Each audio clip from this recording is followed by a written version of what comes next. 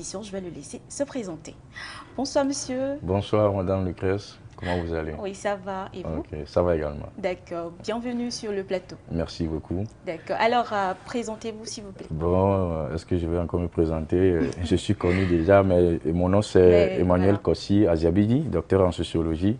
Voilà, comme je le dis souvent, merci de m'associer à cette émission. Je crois que voilà, tout ce que nous allons dire aujourd'hui va profiter à quelqu'un. Merci. D'accord, merci pour la présentation, chers téléspectateurs, abonnés. On se retrouve juste après ce jingle pour l'histoire du jour.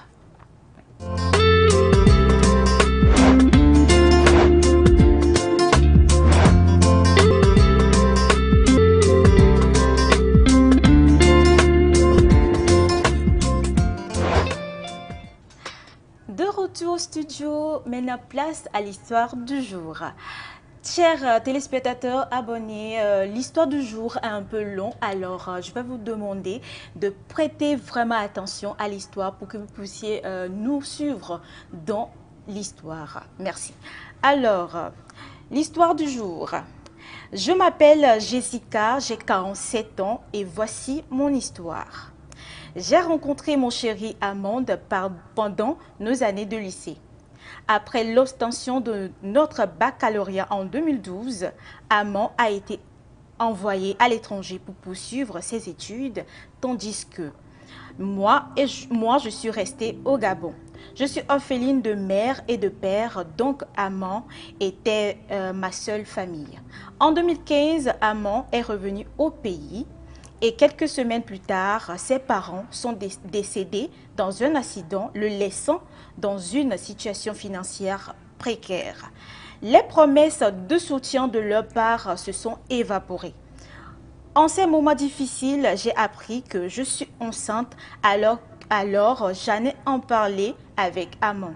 Et on a dû faire face à des difficultés économiques. Un jour, alors que nous étions au carrefour, réfléchissant sur, réfléchissant à comment trouver de l'argent pour acheter mon trousseau de grossesse en grignotant quelque chose, une voiture de luxe s'est arrêtée devant nous. À notre grande surprise, c'était Jules, notre meilleur ami de lycée. Jules nous a offert son aide, promettant de trouver un travail à Amand et de nous sortir de cette situation difficile. Nous étions soulagés et reconnaissants. Le lendemain, Amand a rencontré Jules pour discuter de son avenir. Jules s'est montré extrêmement généreux. Il a payé notre loyer, mon trousseau de grossesse et même les frais d'hospitalisation pour mon accouchement. Grâce à lui, notre vie est devenue plus stable et aisée. Cependant, Jules a commencé à faire d'autres demandes à Amand qui étaient différentes par rapport au travail qu'il lui avait cherché. C'est de rentrer dans un groupe de secte pour pouvoir gagner en échelon. Amand m'en a parlé et je n'étais pas d'accord parce que je ne voulais pas mourir, y compris mon enfant. En annonçant le refus à Jules, Amand a commencé par faire des pertes en affaires. On a dû revenir sur nos choix en acceptant le deal de Jules parce qu'il a insisté que ce n'était pas des sacrifices humains, plutôt animaux. Quelques jours après avoir réuni les conditions en rejoignant la secte de Jules, rapidement, il a obtenu un poste de dirigeant bien rémunéré. Et nous avons acheté 2 villas. Nous avons même eu un deuxième enfant.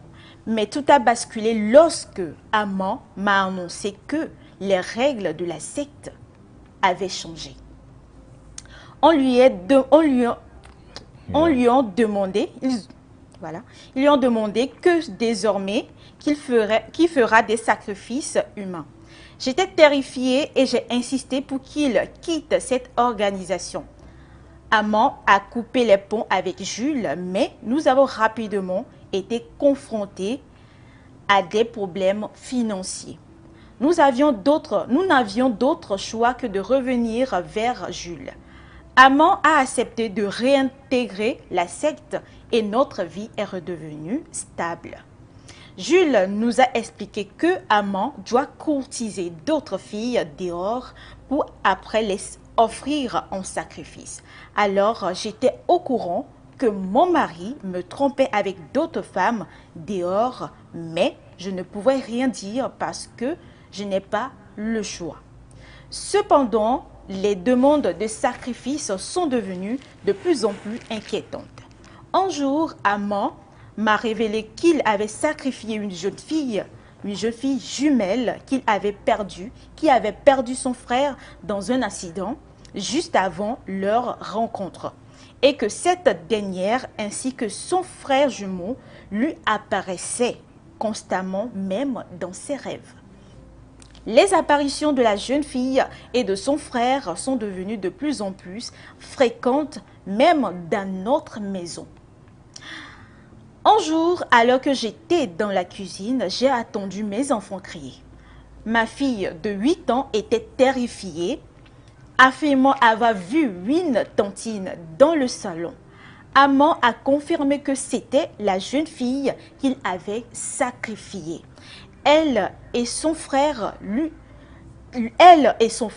nous hantaient désormais. Un soir, j'ai été victime d'une paralysie du sommeil. La jeune fille et son frère sont apparus devant moi, m'empêchant de bouger ou de crier. J'ai réussi à appeler Amant qui a immédiatement pris des mesures pour nous protéger. Cependant, il a subi un AVC peu après, laissant son côté droit paralysé. Les médecins ont diagnostiqué un accident vasculaire cérébral, mais je suis convaincue que cela est lié aux événements surnaturels que nous vivons. Aujourd'hui, nous sommes pris au piège, les apparitions continuent et nous ne savons plus vers qui nous tourner. Je suis terrifiée pour mes enfants et pour notre avenir. Nous avons besoin d'aide pour sortir de cette spirale infernale et protéger notre famille. Aidez-nous, s'il vous plaît. Voici l'histoire du jour, chers téléspectateurs, abonnés. Nous serons très ravis d'avoir vos avis dans les commentaires. Alors, je vais revenir chez mon invité. Cher monsieur, encore une fois, soyez les bienvenus sur le plateau. Merci beaucoup. Alors, monsieur Emmanuel, voici l'histoire du jour. Qu'est-ce que vous pensez de l'histoire? Ok, merci beaucoup. Tout d'abord, vraiment l'histoire, elle est longue. Vraiment. Et toutefois, elle est remplie, oui, elle touche plusieurs aspects, plusieurs dimensions, oui, à savoir les dimensions sociales, sociologiques, psychologiques. Et elle touche également une dimension très importante qui est spirituelle. Donc, je dirais c'est une combinaison, n'est-ce pas, du physique et du spirituel.